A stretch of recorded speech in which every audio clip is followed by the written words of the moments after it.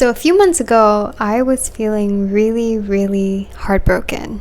I was sad, I was lonely, my self-worth was really, really low. I decided, you know what, if I can't connect with people, I'm gonna go connect with cats. I decided to go visit this cat cafe, which was right around the corner of where I lived at that time in Chiang Mai. Visiting that cat cafe helped me understand why, as humans, we experience things like shame and unworthiness. By observing this little kitten, it was probably like 2 months old at that time, but this was the tiniest little baby, and it was so cute, and it would jump around, play with the other cats, but I noticed that it was, usually just sleeping a lot more, and if it was hungry, it would just get up to eat. But the person working at the cat cafe told me that this specific kitten, about a month ago, it was found after being in an accident of some sort with its mother nowhere to be found,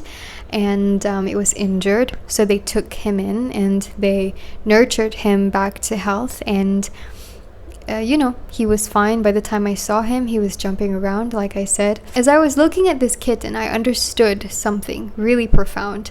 It was a 2-month-old kitten, perfectly all right on its own. It knew how to get its own food. It could move around. If it wanted to sleep somewhere, it would just go there. If it wanted to poop, it would do that, and it knew how to clean its own shit. And I thought in my head, seeing a 2-month-old kitten versus a 2-month-old baby, where the 2-month-old baby is completely at the mercy of the parent, of the mother, or of the caregiver, whereas a kitten has complete autonomy. It doesn't need its mother. Its mother was nowhere, and it just knew how to get what it wanted. It could probably catch a cockroach and eat it, and that would be its breakfast or something. Cat baby, human baby. The difference between these two species is the reason why the human experiences something called shame. And this is because humans are dependent upon other people to meet our needs. For many years of our lives, we are completely incapable of meeting our own needs by ourselves. I remember there's this Maslow hierarchy of needs, where he basically said that the basic human need is food and shelter, and love and belonging is somewhere in the middle. But I would actually argue that love and belonging is one of the most important human needs, if not like the most important human need, because without love and belonging, a human baby would literally be abandoned and it would die. Love and belonging was how we got safety, was how we got our needs met as children. If we didn't belong, we would die. If we didn't have mommy or daddy, if we didn't have someone there, we would die. And so this vulnerability, this feeling of complete dependence on another person, is the reason why a human baby grows up to have shame, or lack thereof, but we'll talk about that later. It triggers our sense of fight or flight when we don't feel like we belong, when we feel like we're ostracized, when we feel like we've either been rejected, or we feel like we don't fit in, or we feel like unworthy of love. Immediately our sense of survival, our sense of safety gets triggered, because we're not kittens, we're not cats. We can't fend for ourselves in the first few years of our lives. And so it's very embedded in us humans that we need people. What is shame? First of all, shame is this deep, visceral sense. Who I am as a person is inherently bad, inherently unworthy, that I don't deserve love.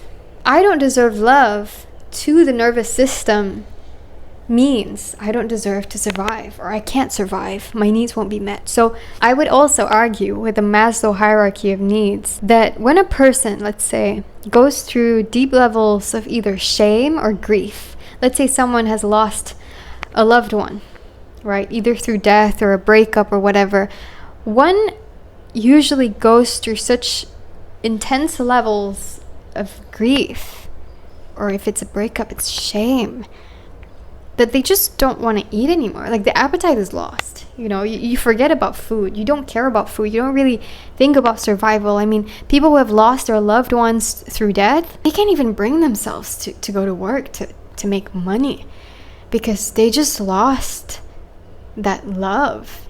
So one of the reasons why I think love and belonging is one of the most basic human needs. That being said, why is it that humans have such a hard time with love and belonging? What are we supposed to do when we hate ourselves? we don't feel like we're worthy of love. We don't feel like we're worthy of expressing ourselves or of putting ourselves out there or doing something that we really want to do. How do we go about this? If we want to understand things like self-hatred or shame, we have to understand what the opposite of it is, which is love. Shame really is the absence of love, is the belief that I'm not worthy of it. I'm not worthy of it at all. So to look at shame, we must understand love, and to look at love, we must understand what is connection. If you think about this as a spectrum, on one end, there's people who experience shame, and then on the other end, there are people who experience no shame. So these are like narcissists or like psychopaths, and they can hurt anyone and they don't feel any remorse. They don't feel any guilt. If you look at the psychopath and the narcissist, the reason they're able to hurt someone is because fundamentally they don't feel connected to that person. They don't feel anything. They don't feel empathy. They don't feel that connection with the person. I want you to think about someone that you really love or a pet. Just think about them right now, okay? For example, as a dog, you really, really love this dog, and it comes back home, and suddenly you notice there's this like deep gash on its cheek and it's bleeding. Your dog is whimpering in pain, or this person that you love is whimpering in pain, and immediately in that moment when you first see them, you're gonna start to feel panic. You're gonna even start to feel worried and like pain. You're gonna feel pain because this person that you love is in pain. This is connection. You feel connected to them. Whatever they feel, you're gonna feel it. This is love. Love is when you are connected to that person, and by virtue of this connection, whatever hurt they're experiencing hurts you too. If they're in pain, you're in pain too. If they're suffering, you're suffering too. If they're feeling good, part of you feels good too. When we feel disconnected from people, that's where usually, the other spectrum, where people who don't feel shame, they're able to hurt and they're able to inflict all this pain. So now that we understand that love implies being connected to someone, when we experience a sense of shame, we are experiencing disconnection from that person, experiencing possibly like a withdrawal of love. We're experiencing like a form of rejection or something like that. Like I mentioned, it triggers a deep sense of unsafety. When I understood this concept and I really saw it for what it is, that at the core of every human need is to belong, because that's what our bodies are wired to do. But we're not powerless to this desire, okay? We're not powerless to this at all. I'm going to share with you how to overcome it. But first of all, how do you know that you're in shame? Okay? If you've ever felt this feeling of wanting to hide, this feeling of wanting to run away, this feeling of wanting to shrink yourself, feeling like you don't belong, feeling like you can't express yourself, feeling self-conscious, replaying memories in your mind of like, oh my God, why did I do that? Why did I do this? Why didn't I say this? Why did I say it like that? If you experience social anxiety, a lack of self-confidence, you don't know what you want to do with your life, you don't know, you're constantly seeking validation from the outside world. Does he like me? Does she like me? What do you think? What do you think? You're asking 10 different opinions because you don't actually feel confident within yourself. So these are some of the signs that you're experiencing shame. But what do we do about it? Are we at the mercy of this pain? Do we have to belong so that we don't experience this? What if we don't belong? What if genuinely we didn't belong? So what's the solution? So this is what I found. The first thing To heal shame and self-hatred at a root core level, in a way that lasts, is to belong with myself, is to stop abandoning myself. When I abandon myself in favor of external validation or in favor of another person liking me, right? So self-abandonment can look something like, oh, I know this person doesn't like this, so I'm going to change that about me so that they'll like me. So I'm going to try to fit in. That's self-abandonment. Self-abandonment looks like distracting myself when I'm feeling a lot of pain. Instead of being present with myself, I'm scrolling through Instagram to numb the pain. Self-abandonment looks like ignoring what I need in the moment. If, let's say, what I really, really need is to rest and recuperate and be with myself, but what I'm choosing to do instead is maybe party, drink lots of alcohol, escape the pain. So wanting to escape pain, basically, is self-abandonment. In order to heal self-hatred, in order to heal shame, we need to not abandon ourselves. We need to be with ourselves completely and fully in every emotion. Unconditional presence is what heals shame. Complete unconditional presence. Usually, especially if you're going through like a heartbreak, you might find that there's actually beneath the grief, beneath the sadness, is actually a deep sense of shame. There's something wrong with me. That's why they rejected me. There's something fundamentally flawed about who I am. And if they can't love me, no one else will.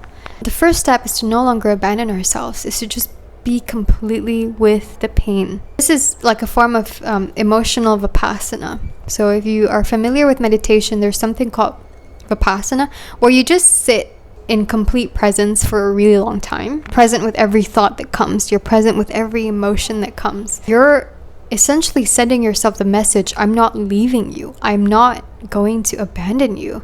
That develops a trust with yourself. Now, you're no longer afraid of people leaving. If you're afraid of being left alone, if you're afraid of people leaving you, if you're afraid that you're going to end up feeling lonely, it's a huge telltale that we abandon ourselves. Because when you don't abandon yourself, what you start to notice is that the loneliness disappears. And not only that, the shame also is held. Okay, the shame feels held. And what is shame? Shame is disconnection. So when you connect with yourself, guess what happens? You heal the shame. Now, the second thing to heal shame is to look at the things you're ashamed about. For example, let's say someone decides to break up with you because one of the things they don't like about you is that you're just too loud, and you're just too much, and you're too expressive, you're too playful, you're too whatever. You're not thin enough, you're not pretty enough, you're not curvy enough, something is not right about you, and so I'm breaking up with you. Now that breakups for this reason are so incredibly valuable at understanding what parts of ourselves that we reject, because usually the other person is kind of just reflecting back to us things about ourselves that we might not even be secure about, that we might really not like about ourselves. Because if you think about it, let's say someone in the street, they just come up to you and they're like, I hate your purple hair, but your hair is black, right? Let's say your hair is black and someone says your purple hair is ugly. You're gonna be like, okay, first of all, my hair is not even purple, it's black, but I don't even know this person. This person's probably drunk or they're whatever. You don't really think much about it because you know that your hair is not purple, so you don't really feel it. It's the same, like when someone criticizes us, when someone points something out about us, or they reject us because of a certain trait that we have, and if we start to feel, oh my god, that is really horrible, it means it was there within us all along. That shame was within us all along. That person was simply triggering it out of us so that we can heal it, so that we can look at it and love it and just embrace it. So how do we start to embrace these parts of ourselves? So look at them, write it down. I wrote down a list of things that I didn't like about myself, and look at them and just really see, is this really bad? What about this is bad? When did I learn that these parts of me was bad? When did I pick it up? Maybe in my environment growing up, Maybe I saw it in my childhood. There's usually a reason why we feel that is bad. So for example, there was this one guy that I met once, and he made some comments about my body, saying I was too skinny. And sure enough, I had that insecurity for a while now. I thought I was too skinny, I need to eat more, blah, blah, blah. I had that insecurity. He was simply like reflecting. Life gives us reflections all the time to show you what parts of you still don't love. And so I had to look at that, really. Like, is it really a bad thing to be this body size? Objectively, is it really bad? Where did I learn this is bad? Where did I learn that having a curvy body, which is not what I have, is better? And why? Where did I get this? Usually it's from social media, it's from this, from that. You start to pick things up, especially for women, or on what your body is supposed to look like. So okay, I understand it came from my environment. And then another thing I was insecure about, being really, really liking to talk a lot. I was very insecure that I like to talk a lot. In fact, I started like talking less in conversations because I didn't want to talk too much. I was afraid of sharing too much and being too excited when I was talking.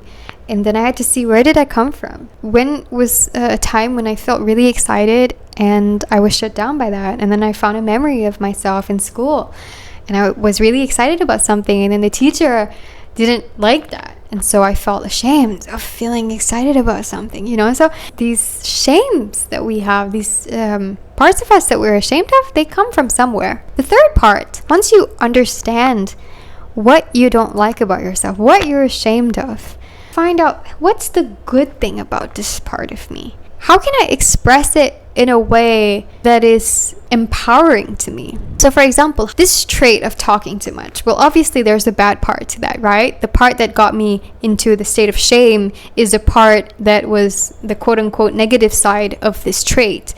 Because everything is polarity, right? There's a good and bad to everything. If I were to take the opposite polarity of this specific trait, how can I express this trait in a way that empowers me? By talking on camera. By talking about things I'm passionate about to people who genuinely like to hear what I have to say, to friends who are interested in the same things that I'm interested in, not people who don't, who think that you're too much or whatever. Because everything is polarized. Right now, when you're in shame, you're looking at this thing you're ashamed about in its negative polarity. But everything that has a negative polarity also has a positive, the opposite polarity.